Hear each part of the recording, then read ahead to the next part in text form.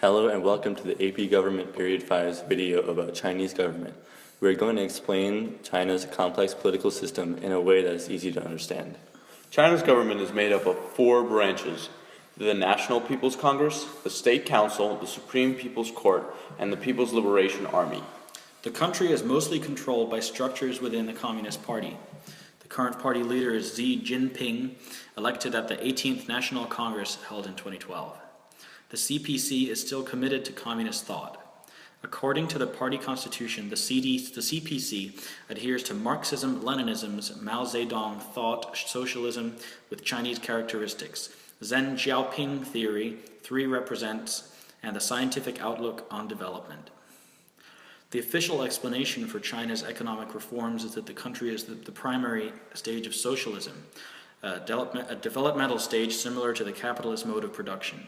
The planned economy established under Mao Zedong was replaced by the socialist market economy, the current economic system, on the basis that, in quotes, the practice is the sole criterion for the truth, end quote, i.e. the planned economy was deemed inefficient.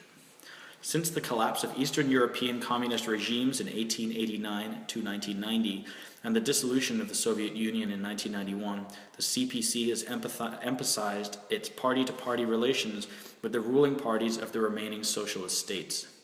While the CPC still remains party-to-party relations with non-ruling communist parties around the world, it has since the 1980s established relations with several non-communist parties, most notably with ruling parties of one-party states, whatever their ideology, dominant parties and democratic systems, whatever their ideology, and social democratic parties.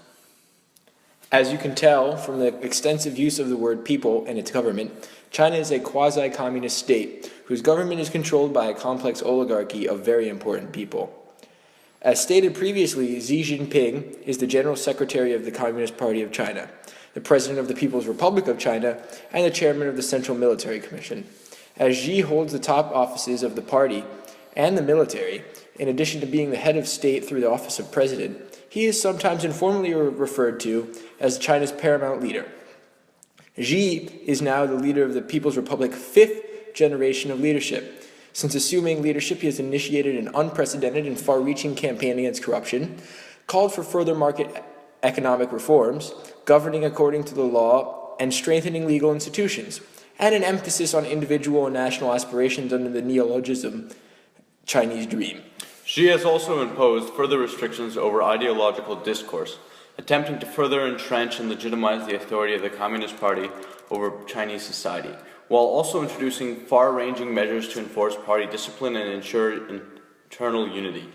He has significantly centralized institutional power through taking on a wide range of leadership positions himself, including chairing the newly formed National Security Commission, as well as steering committees on overall reform, military reform, and the Internet. Xi has also championed more assertive foreign policy, particularly in relations with Sino-Japanese relations, disputes in the South China Sea, involvement in Asian regional affairs, initiatives related to energy and natural resources.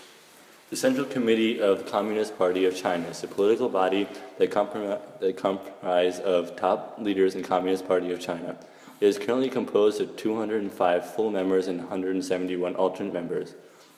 Members are elected once every 5 years by the National Congress of Communist Party of China.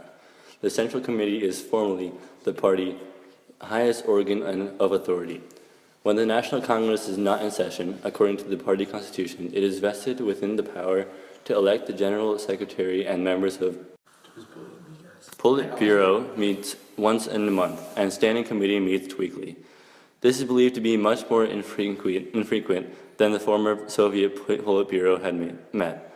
The agent for the meetings appear to control by the General Secretary, and decisions are made by consensus rather than majority vote.